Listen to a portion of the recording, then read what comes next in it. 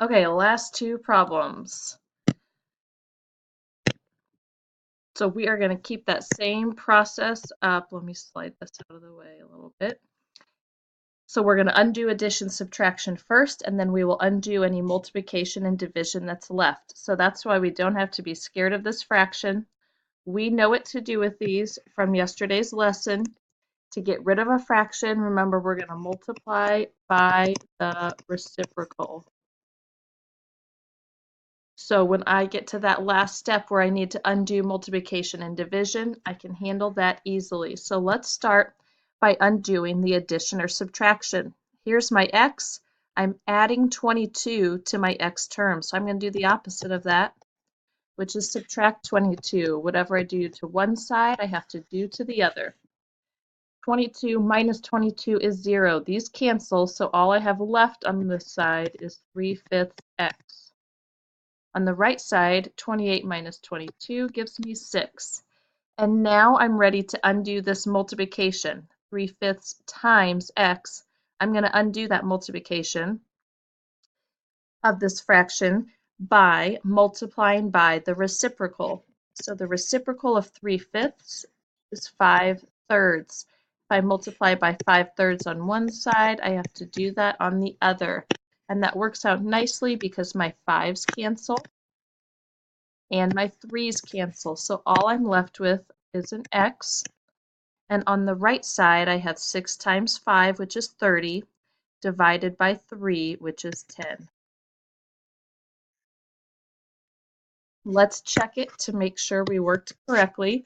So I'm doing 3/5, it's supposed to be blue, x, which x is 10, so I'm going to say 3/5 times 10 plus 22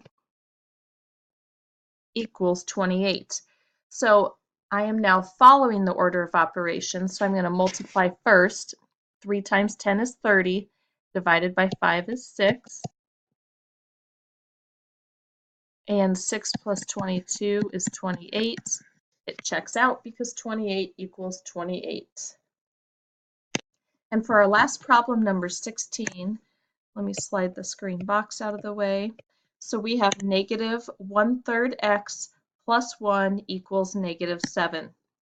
So first I'm going to start by undoing any addition and subtraction. So I find my x and it looks like I'm adding 1 to my x term.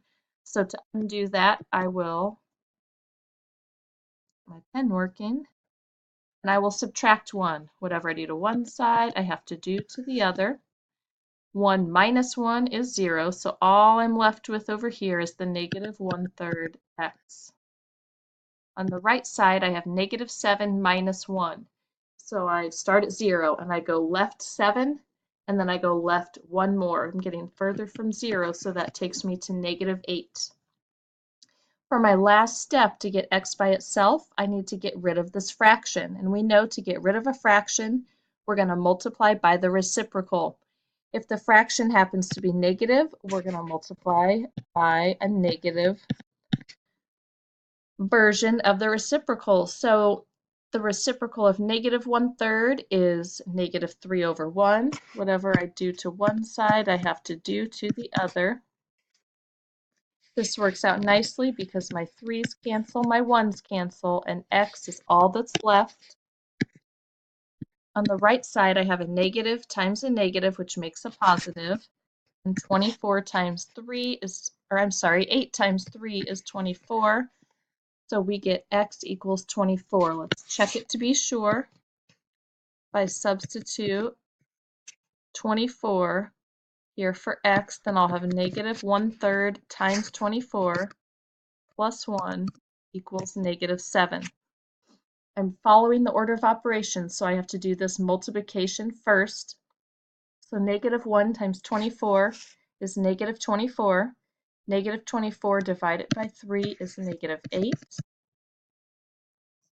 And negative 8 plus 1 is negative 7, because if I start 8 units to the left of 0 and I move right 1, that gets me 1 closer to 0, so negative 7. It checks out, so we are all good, and you are ready to start your homework, which is the maze on the back of this piece of paper. So you're going to start right here where it says start, and you are going to show all of your work to solve this equation. When you get to your solution, if x equals 9, then you move along this path and you come down and solve this equation. If x equals -9, then you're going to move to this equation next. Or if x equals -4, then you're going to move to this box.